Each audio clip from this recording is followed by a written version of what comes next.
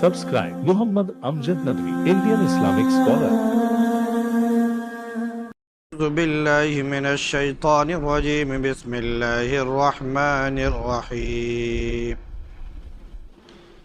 ولقد فتنا سليمان وألقينا على كرسيه جسدا ثم أناب قال رب اغفر لي وهب لي ملكا لا ينبغي لأحد من بعدي إنك أنت الوهاب فسخرنا له الريح تجري بأمره رخاء حيث أصاب والشياطين كل بناء وغواص وآخرين مقرنين في الأصفاد هذا عطاؤنا فامنن أو أمسك بغير حساب وإن له عندنا لزلفى وحسن مآب وَلَقَدْ فَتَنَّا سُلَيْمَانَ وَأَلْقَيْنَا عَلَى كُرْسِيِّهِ جَسَدًا ثُمَّ أَنَابَ اور ہم نے سلیمان کو جانچا اور ان کے تخت پر ایک دھڑ ڈال دیا، پھر وہ رجوع ہوئے۔ انہوں نے کہا کہ اے میرے رب، میری مغفرت فرما دیجئے، یعنی مجھے معاف کر دیجئے، اور مجھے ایسی بادشاہت عطا فرما دیجئے جو کہ میرے بعد کسی کو ویسی بادشاہت نہ ملے، بے شک تو بڑا ہی عطا کرنے والا، بخشش والا ہے۔ پھر ہم نے ان کے لیے ہوا کو مسخر کر دیا جو ان کے حکم سے چلتی تھی، نرم خرام ہو کر جہاں وہ پہنچنا چاہتے تھے، اور شیاطین کو بھی قابو کر دیا جن میں سے بہت سے معمار تھے اور بہت سے غوطہ زن تھے، اور دوسرے جو سرکش تھے ان کو بیڑیوں میں ہم نے جکڑ دیا۔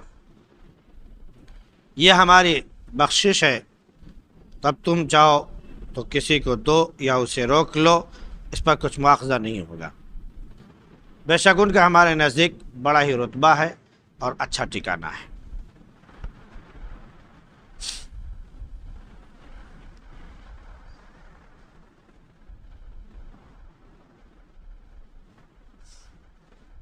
گزشتہ آیات میں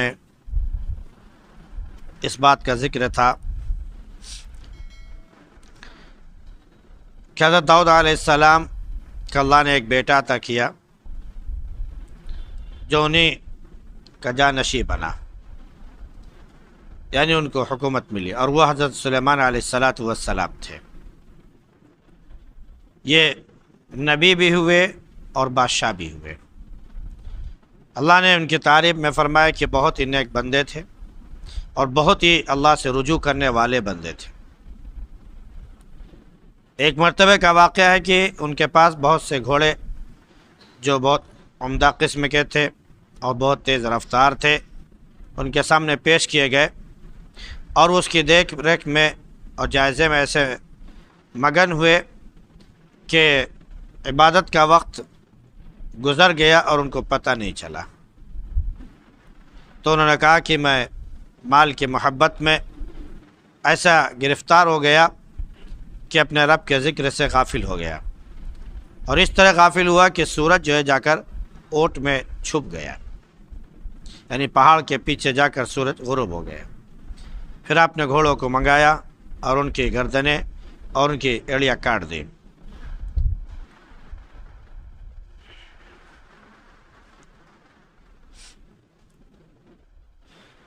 آگے بھی حضرت سلیمان علیہ السلام کا ہی ذکر چل رہا ہے۔ اللہ رب العزت کسی کو کوئی چیز عطا کرتا ہے تو آزمائش بھی کرتا ہے۔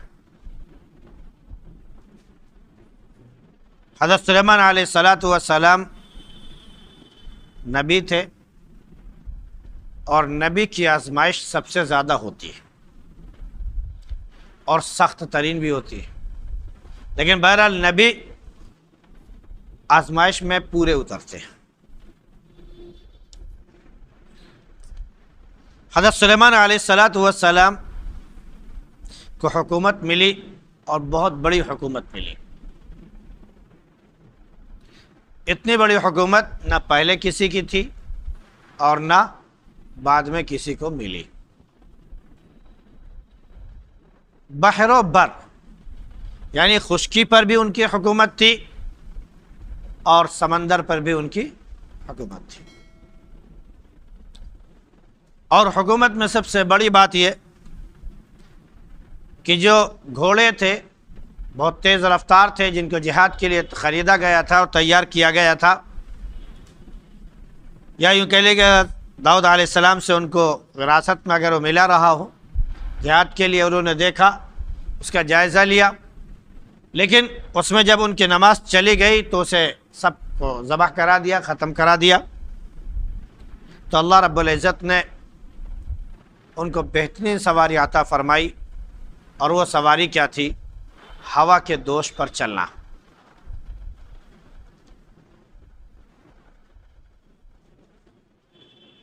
چنانچہ حضرت سلیمان علیہ السلام کی آزمائش ہوئی،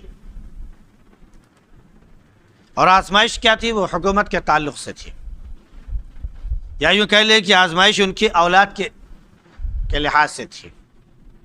حدیث شریف میں جو آزمائش کا ذکر کیا گیا وہ اولاد ہی کی طرف اشارہ ہے، اور وہ یہ کہ ایک مرتبہ حضرت سلیمان علیہ السلام نے قسم کھائی کہ آج رات ہم اپنی 100 بیویاں ہیں، ہم سب کے ہاں چکر لگائیں گے، یعنی ہم سب سے ملاقات کریں گے، اور ہر ایک سے جو بچہ ہوگا وہ اللہ کی راہ میں جہاد کے لیے جائے گا. فرشتے نے القاء کیا، یاد بھی دلایا کہ آپ انشاءاللہ کہہ لیجئے. حضرت سلیمان علیہ السلام کے دل میں انشاءاللہ تو تھا، لیکن زبان پر نہیں آیا. یوں کہہ لیجئے کہ بے خیالی میں کہنا بھول گئے. اس کی وجہ سے ہوا یہ کہ انہوں نے ملاقات تو 100 بیویوں سے کی، لیکن اولاد کسی سے نہیں ہوئی، اور ایک سے اولاد ہوئی تو وہ بھی ادھوری، جس کی تخلیق مکمل نہیں تھی. یا یوں کہہ لیجئے کہ اولاد ہوئی تو اس کی روح بھی نکل گئی. ان کی باندی جو تھی وہ اس بچے کو لے کر آئی، اور یہ کرسی پر بیٹھے ہوئے تھے، اپنے تخت اور اپنے حکومت کی کرسی پر بیٹھے ہوئے تھے. باندی نے لا کر ان کی خدمت میں وہ بچہ پیش کیا، کہا یہ لیجئے بچہ، یہ آپ کو پیش کیا جا رہا ہے، آپ کی قسم کا یہ نتیجہ ہے. سلیمان علیہ السلام فوراً سمجھ گئے کہ وہ جو چوک ہوئی ہے اسی وجہ سے ہوا ہے. چنانچہ اللہ سے انہوں نے رجوع کر لیا، اللہ سے توبہ کی. مختلف اعتبار سے اس کی قسمیں بتائی جاتی ہیں، شکلیں. اللہ کے نبی صلی اللہ علیہ وسلم نے جب اس آیت کا مفہوم بیان فرمایا، یعنی حدیث شریف میں اس کا جو ذکر آیا ہے، تو فرمایا کہ خدا کی قسم اگر سلیمان علیہ السلام انشاءاللہ کہہ لیتے تو سب سے اولاد ہوتی اور سب اللہ کی راہ میں جہاد کرتے، لیکن کہنا بھول گئے، اس لیے آزمائش میں مبتلا ہو گئے. یہ انشاءاللہ نہ کہنے کی بے برکتی اور اس کی آزمائش. اللہ کے نبی صلی اللہ علیہ وسلم سے بھی ایک مرتبہ ایسے ہوا. 15ویں پارے کی سورہ کہف کی آیت ہے، لا تقولن لشيء انی فاعل ذلك غدا الا ان یشاء اللہ واذکر ربک اذا نسیت وقل عسى ان یهدینی ربی لیقرب من هذا رشدا.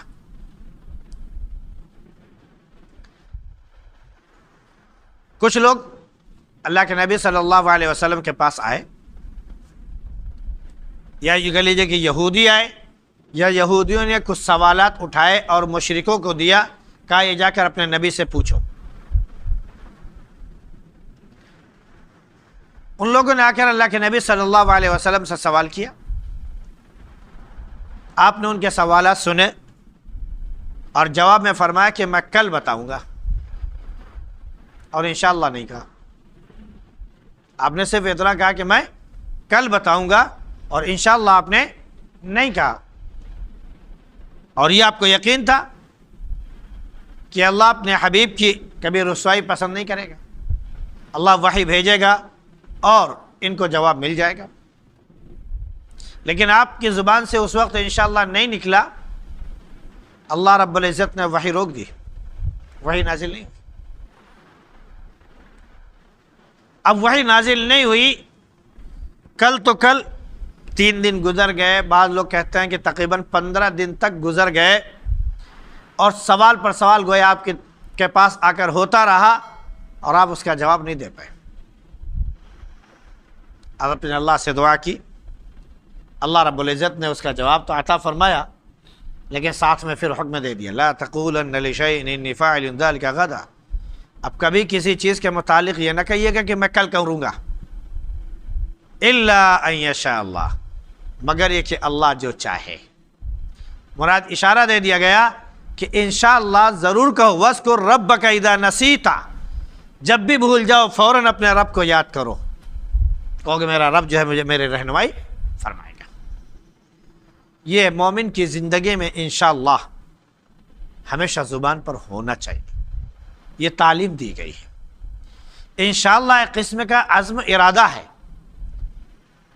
اس جو آپ چاہتے ہیں وہ ایک منشا ہے، لیکن اس میں آپ نے اللہ رب العزت کو ہی آپ نے وہ رکھا کہ طاقت والا قدرت والا وہی ہے. اگر وہ چاہے گا تب یہ کام انجام کو پہنچے گا، اگر وہ نہیں چاہے گا تو انجام کو نہیں پہنچے گا. ہم چاہے جتنی طاقت اور قوت اس میں صرف کر دیں پھر بھی وہ انجام کو نہیں پہنچے گا. اس لیے انشاءاللہ مومن کی شان ہونی چاہیے کہ ہمیشہ ان کی زبان پر لفظ انشاءاللہ جہاں پر کہنے کا موقع آئے ضرور کہنا چاہیے.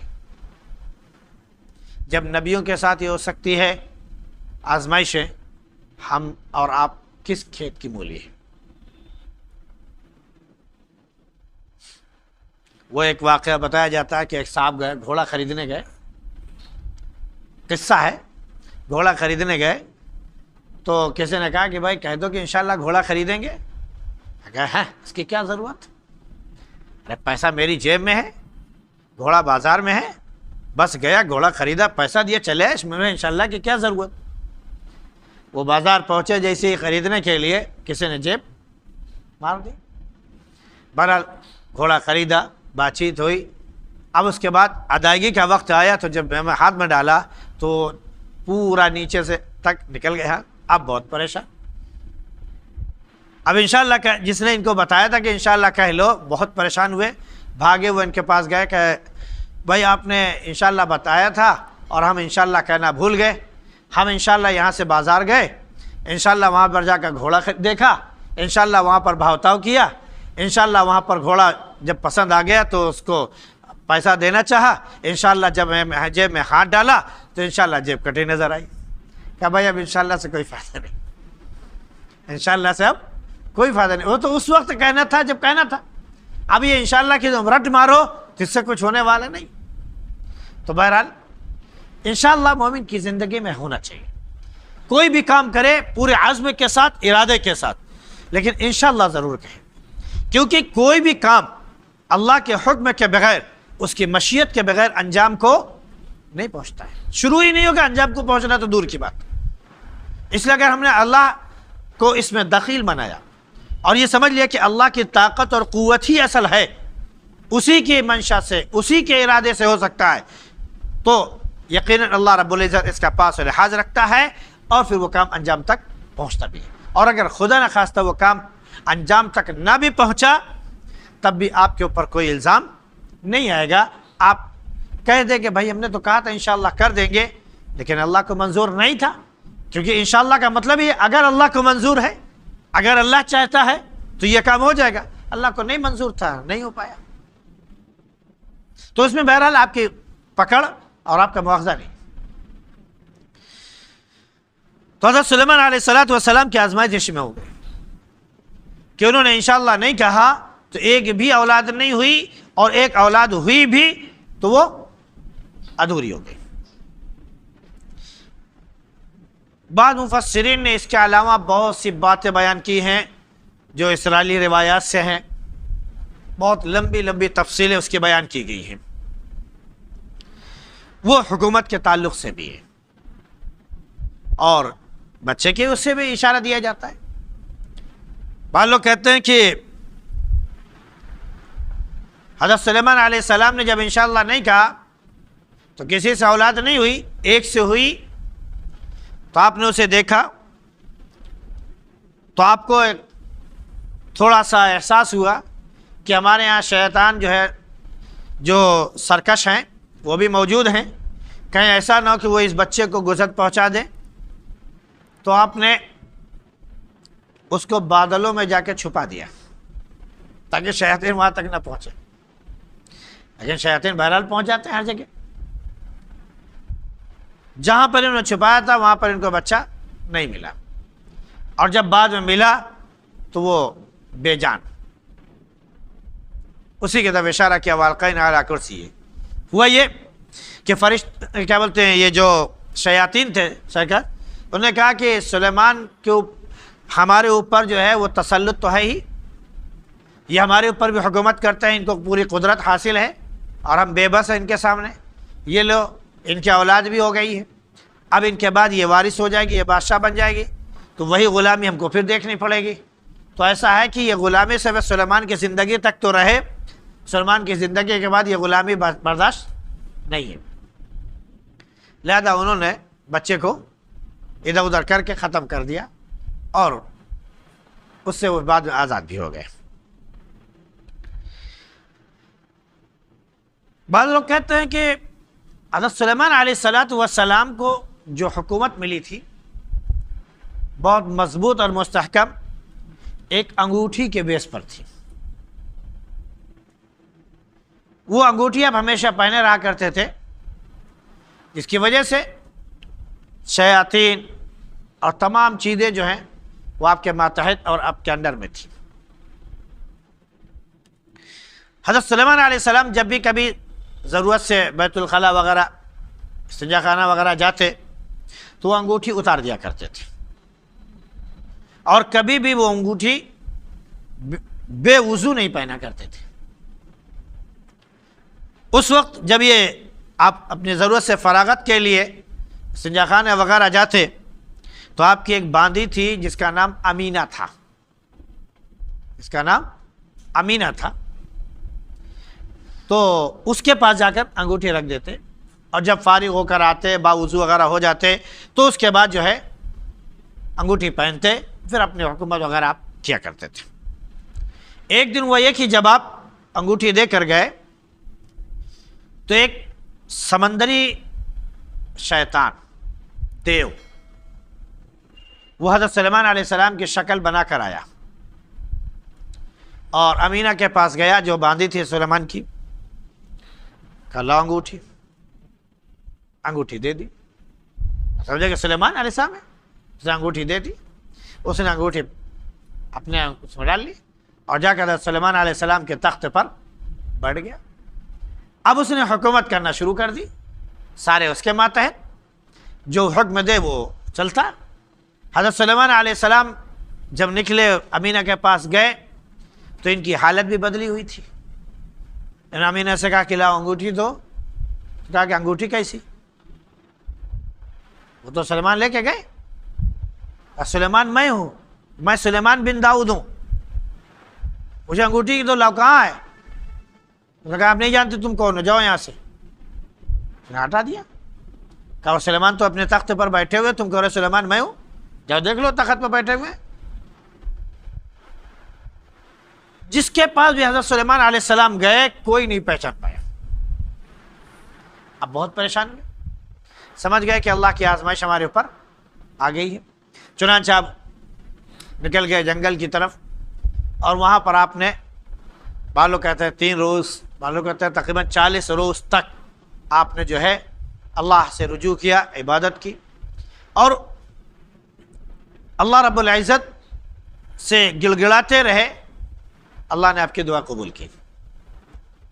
اب اس سلسلے میں چونکہ آپ کی حکومت تو جا چکی تھی، آپ مچھیروں کے پاس گئے جو سمندر کے کنارے تھے، ان سے مچھلیاں وغیرہ لی تو لوگوں نے دھکے دے کے آپ کو نکال دیا، لیکن ایک آدھ نے بہرحال ترس کھایا، وہ مزدوری کے طور پر ایک آدھ مچھلی ان کو دے دیتا، آپ اس کو بھونتے اور کھا لیتے۔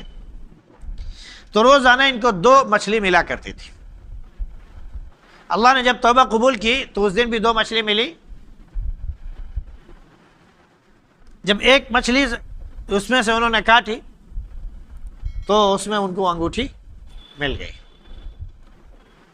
کیونکہ وہ صخر جو تھا اس کو ہٹایا گیا اور اس نے وہ لے جا کر دریا میں، سمندر میں وہ انگوٹھی ڈال دی تھی اور وہ مچھلی کے پیٹ میں چلی گئی۔ وہ شکاری نے جب شکار کیا وہ مچھلی آئی، اس طرح وہ آپ کو ملی۔ بہرحال جب وہ انگوٹھی ملی، آپ اگر تخت پر بیٹھے، پھر آپ نے تمام جو دیو ہکل شیاطین تھے ان کو حکم دیا کہ جاؤ صخر کو پکڑ کر لے آؤ، اور وہ پتہ نہیں کہاں دبک گیا تھا۔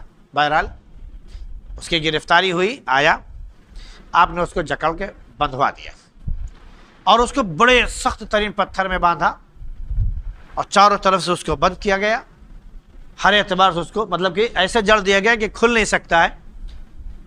بعض مفسرین کہتے ہیں کہ اس میں بند کر کے اس کو جب بیچ سمندر میں ڈالا گیا ہے، آج تک اسی میں وہ بند ہے، آج تک وہ اسی میں بند ہے، اب اس میں سے نکل نہیں پا رہے۔ تو یہ کہتے ہیں کہ القینا علی کرسی سے مراد یہ تھا کہ وہ جو شیطان بیٹھا دیا گیا تھا۔ بعد اس سے آتا ہے کہ حضرت سلیمان علیہ السلام کی آزمائش ہوئی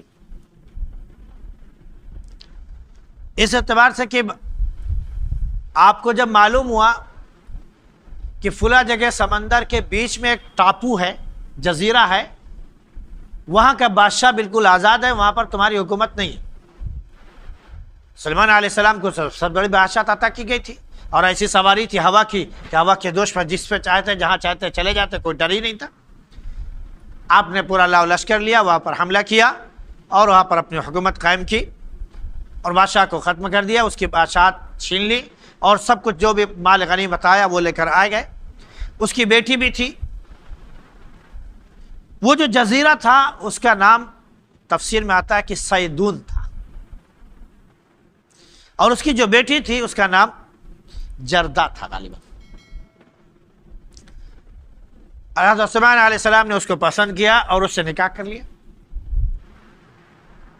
وہ اتنی غمزدہ رہتی تھی، اتنے مایوس رہتی تھی جس کی کوئی حد نہیں۔ سلیمان علیہ السلام نے ہر اعتبار سے اس کی دلجوئی کی کوشش کی، لیکن وہ غمزدہ رہتی۔ ایک مرتبہ پوچھا کہ بتاؤ تمہارا رنج کیسے دور ہوگا؟ تو اس نے کہا کہ آپ نے تو ہمارے ابو کو قتل کر دیا، ان کی تو ایسی حکومت تھی، یہ تھی، وہ تھی، وغیرہ وغیرہ۔ حضرت سلیمان علیہ السلام نے کہا کہ تم کو تو اس سے بھی بڑی حکومت مل گئی، جتنی تمہارے والد کی حکومت تھی اس سے کہیں زیادہ بڑی ہماری حکومت، اور ایسی حکومت کسی کو بھی نہیں ملی ہے، تو اس میں غم کی کیا بات ہے؟ کہنے ہم اپنے ابو کو چاہتے ہیں کہ اگر کچھ ان کی شکل دیکھنے کی صورت نظر آ جائے تو بن جائے، اس لیے ان کی شکل کی ایک مورتی بنوا دیجیے۔ سلیمان نے کہا ٹھیک ہے۔ اس کا ایک ڈھانچہ جو ہے مجسمہ بنوا دیا گیا اور وہیں پر وہ رکھ دیا گیا۔ سلیمان صاحب جب اپنے حکومت کے لیے تخت پر بیٹھتے تو اپنا وہ باندیوں کے ساتھ، لونڈیوں کے ساتھ چلی جاتی، وہاں پر جا کر اپنے باپ کو جیسے ان کی زندگی میں سجدہ کرتی تھی ویسے ان کے مجسمے کے سامنے جا کر وہ سجدہ کرتی۔ آصف بن برخیا ایک بہت بڑے یہودی عالم تھے، تورات کا علم ان کو بہت زیادہ تھا۔ حضرت سلیمان علیہ السلام کے ہاں ان کو بہت دسترس حاصل تھی، یعنی کسی کو بھی جرأت نہیں تھی کسی بھی حال میں کہ وہ ان کو روک سکے۔ پوری کھلی اجازت تھی کہ آپ جب چاہیں، جس وقت چاہیں آپ چلے آئیں، کوئی بھی درباری آپ کو روک نہیں سکتا، کوئی دربار نہیں روک سکتا ہے۔ ایک مرتبہ انہوں نے حضرت سلیمان علیہ السلام سے کہا کہ ہم چاہتے ہیں کہ آپ سے اور لوگوں کے سامنے انبیاء علیہ السلام کے کچھ واقعات بیان کریں۔ لوگوں میں کچھ معروف ہے اور بہت سی چیزیں ایسی ہیں جو لوگ نہیں جانتے۔ حضرت سلیمان علیہ السلام نے اس کا انتظام کیا۔ انہوں نے تمام انبیاء علیہ السلام کی گویا کہ انہیں تعریف فرمائی، ان کی سیرت بیان فرمائی۔ سلیمان علیہ السلام کے بچپن کے واقعات بہت عمدہ طریقے سے بیان کیے، اور جب ان کے یہاں حکومت تک کا معاملہ آیا تو یہاں پر وہ آ کے خاموش ہو گئے، اور وہاں پر ویسے بیان نہیں فرمایا جیسے کرنا چاہیے۔ حضرت سلیمان علیہ السلام کو غصہ آیا، ارے بچپن کی تعریف تو بہت اچھی کی اور اس وقت کی تعریف میں خاموشی اختیار کر لی۔ غصہ ہوئے، عاصم بن برقیہ کو بلایا اکیلے میں، کہا کہ تم نے یہاں پر کیوں کہے، یہاں پر کیوں نہیں ایسا کیا؟ انہوں نے کہا کہ بہت سی ایسی چیز ہے، بہت مصلحت ہے جس کی وجہ سے نہیں کر سکا۔ کہا وہ مصلحت جاننا چاہتا ہوں۔ تو انہوں نے کہا مصلحت یہ ہے کہ آپ کے گھر میں 40 دن سے غیر اللہ کی پوجا ہو رہی ہے، آپ بادشاہ بھی ہیں، آپ نبی بھی ہیں، اور آپ کے گھر میں غیر اللہ کی پوجا ہو رہی ہے۔ سمجھے کیسے؟ بتایا گیا۔ حضرت سلیمان علیہ السلام نے بلایا، پتہ لگوایا، تو معلوم ہوا کہ وہ جو سیدون جزیرے کی لڑکی تھی، جو بادشاہ کی بیٹی تھی، جسے انہوں نے نکاح کیا تھا، یہ اپنے بادشاہ کو اپنے باپ کو دیکھنے کے بہانے جاتی ہے اور وہاں پر سجدہ کرتی تھی۔ آپ نے اس کی تحقیق کی، معلوم ہوا تو آپ نے اس کو سزا دی اور اس کی مورتیاں آپ نے توڑوا دی اور اس کو سمندر میں پھینکوا دیا۔ اس پر آپ کو افسوس ہوا، چنانچہ آپ نے رجوع کیا اور 40 روز تک مسلسل اللہ رب العزت سے رجوع کرتے رہے۔ راکھ بچھوائی، راکھ کے اوپر اپنا وہ کہہ لیجیے چٹائی یا جائے نماز وغیرہ بچھا کر پھر آپ اس پر جو ہے سجدہ کرتے اور اللہ سے روتے اور گڑ گڑاتے۔ 40 روز تک آپ نے وہ کیا ہے، تب جا کر اللہ رب العزت نے کہا کہ میں نے تمہاری توبہ قبول کر لی ہے اور تمہارے معاف فرما دیا۔ اس درمیان میں یوں کہہ لیجیے کہ عاصم بن برقیہ جو تھے وہ انہوں نے حکومت کی تھی، تو اس کی طرف اشارہ کیا کہ والقینا علی کرسی جسدہ، ہم نے ان کی کرسی پر دوسرے آدمی کو بٹھا دیا۔ تو سلیمان علیہ السلام نے بہرحال ایک ایسی بادشاہت مانگی جس کے بعد کسی کو ایسی بادشاہت نہیں ہوئی۔ اللہ نے ہواؤں کو مسخر کر دیا تھا جو ان کو حکم سے چلتی۔ اب رکھی بات ہے، جو ہوا لے کر چل رہی ہے وہ تیز ترار ہوگی، سخت ہوگی، کیونکہ ہلکی ہوا جو چل رہی ہوتی ہے وہ چیز اڑاتی نہیں ہے، اور جو بہت آندھی نما ہوتی ہے اسی میں ہر چیز اڑتی ہوئی نظر آتی ہے۔ تو تیز ہوا چل رہی ہے وہی لے کے جائے گی، تو اس کا مطلب یہ ہے کہ اس ہوا میں آدمی ٹک نہیں سکتا، اس کی آنکھیں بھی بند ہو جائیں گی، اس کو ناک بھی بند کرنا پڑے گا وغیرہ وغیرہ۔ لیکن اللہ رب العزت نے معجزے کے طور پر ایسی تیز ہوا کو بھی ان کے لیے بالکل نرم و خرام بنا دیا تھا۔ یعنی جیسے ہم لوگ صبح کی بھینی بھینی ہوا دیکھتے ہیں اور ٹھنڈک محسوس کرتے ہیں، وہ تیز ہوا بھی ان کے لیے بالکل ایسی بھینی اور ٹھنڈی ہوا ہوتی تھی۔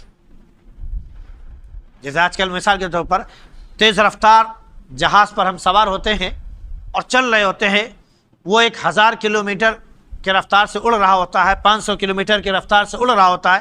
اب ہم اندازہ کر سکتے ہیں کہ جس جہاز کی اسپیڈ 600 700 800 1000 اور 1200 کلومیٹر فی گھنٹہ ہو، اس پر ہوا کتنی تیز لگ سکتی ہے۔ اگر اسے کھول دیا جائے جہاز کو تو شاید کہ انسان کی کھوپڑی باقی نہ رہے، یہ کھوپڑی جو ہماری ہے نا، یہ جو رکی ہوئی، یہ تڑ سے اڑ کے باہر چلی جائے ہوا کے دوش پر۔ ہم اس کو برداشت نہیں کر سکتے، لیکن جب اسے پیک کر دیا گیا، اندر آپ کو ایسی ہوا مل رہی ہے، بہترین نرم خرام ہوا ہوتی ہے، کچھ احساس نہیں ہوتا، اور تیزی کے ساتھ جہاز اڑ کے چلا جا رہا ہوتا ہے۔ تو بہرحال حضرت سلیمان علیہ السلام تخت پر بیٹھتے اور ہوا لے کر آپ کو چلتی تو بالکل نرم ہوا ملتی، آپ کو ٹھنڈی ہوا ملتی، ذرا برابر بھی آپ کو تکلیف کا احساس نہیں ہوتا۔ اور اوپر سے پرندے جو وہ سایہ کیے رہتے، وہ اوپر سے ساتھ میں اڑ رہے ہوتے تھے۔ اس ہوا کی رفتار 1 گھنٹہ صبح جو چلتی تھی تو تقریباً 6 مہینے کی مسافت طے ہوتی تھی، 6 مہینے کی مسافت 1 گھنٹے کی ہوا پر۔ اور آج بھی ہم لوگ جب سونامی لہریں آتی ہیں، طوفان آتا ہے، تو سنتے ہیں کہ ہوا کی رفتار جو ہے 150 کلومیٹر فی گھنٹہ ہے، 200 کلومیٹر فی گھنٹہ ہے، اور پانی کی رفتار 150 کلومیٹر فی گھنٹہ وغیرہ وغیرہ ہم سنتے ہیں۔ تو یہ جو 150-200 کلومیٹر چل رہی اس وقت تو 6 مہینے کی مسافت کے برابر ہوا ہوتی تھی 1 گھنٹے کی، وہ کتنے رفتار سے ہوگی آپ اندازہ کر سکتے، وغیرہ وغیرہ۔ تو بہرحال آپ جہاں چاہتے ہوا لے کر چلتی تھی۔ اب ہر قسم کے شیاطین آپ کے قابو میں تھے، جو بہت اعلیٰ قسم کے معمار تھے، یعنی گھر وغیرہ بناتے تھے، قلعہ وغیرہ وہ بھی تھے، جو سمندر میں غوطہ زن تھے وہ بھی تھے، اور دوسرے کے جو سرکس تھے ان کو قید کر دیا گیا تھا۔ اللہ نے فرمایا کہ یہ ہمارا عطیہ ہے، ہماری بخشش ہے، اب آپ چاہے دو کسی کو یا نہ دو، آپ سے کوئی معاوضہ نہیں ہوگا۔ حالانکہ ہوتا یہ کہ عام طور سے جس کو مال دیا جاتا ہے اس کی پکڑ ہو جاتی ہے۔ قارون کو مال دیا گیا، اس کی پکڑ ہو گئی، اور بھی جتنے بڑے بڑے جابر ملے، بڑے بڑے مالدار ملتے ہیں، ان کی پکڑ ہو جاتی ہے۔ کیوں؟ اللہ کے حقوق ادا نہیں کرتے، لوگوں کے حقوق ادا نہیں کرتے، ان کی پکڑ ہو جاتی ہے۔ اللہ نے ان کو حضرت سلیمان علیہ السلام کو حکم دیا کہ فمنن او امسک، چاہو تو آپ لوگوں کے اوپر احسان کرو، چاہے تو آپ اسے دو اور چاہے نہ دو، آپ کی کوئی گرفت نہیں ہوگی۔ یہ نعمت تھی، لیکن بہرحال اللہ کے نبی تھے، اللہ کے نبی مال کو اپنے پاس رکھتے نہیں، وہ تو اللہ کی راہ میں جتنا ہوتا ہے وہ قربان کرتے ہیں۔ کسی بھی اللہ کے بندوں کو وہ پریشان ہوتا دیکھ نہیں سکتے، لیکن بہرحال اللہ نے فرمایا کہ آپ کے لیے وہ اس کا حساب نہیں ہے۔ پھر فرمایا کہ ان کا ہمارے پاس بہت ہی اعلیٰ مقام ہے اور بہت ہی اعلیٰ مرتبہ ہے، یہ اللہ کی طرف سے نبیوں کو جو ملتا ہے وہ شاید ہی کسی کو ملے، وہ کسی کو نہیں مل سکتا۔ نبیوں کا مقام سب سے اعلیٰ ہے، ان کا رتبہ سب سے اعلیٰ ہے، اور وہ اللہ کے سب سے رجوع کرنے والے بندے ہوتے ہیں، اس لیے ان کی مقبولیت، ان کی قبولیت بھی خاص ہوتی ہے۔ ان کو جو بھی عطا ہوتا ہے وہ معجزے کے طور پر عطا ہوتا ہے، اس لیے اس کا تصور بھی نہیں کیا جا سکتا۔ اللہ نے فرمایا کہ سلیمان ہمارے آزمائش کے باوجود بھی صبر کرنے والے اور رجوع کرنے والے بندے تھے، اس لیے ہم لوگوں کو ساری چیزوں سے نوازتی ہے۔ اللہ رب العزت ہم سب کو تب انبیاء علیہ السلام کی تابعداری نصیب فرمائے۔ سبحان اللہ بحمدہ، سبحانک اللہم وبحمدک، ونشہد ان لا الہ الا انت نستغفرک۔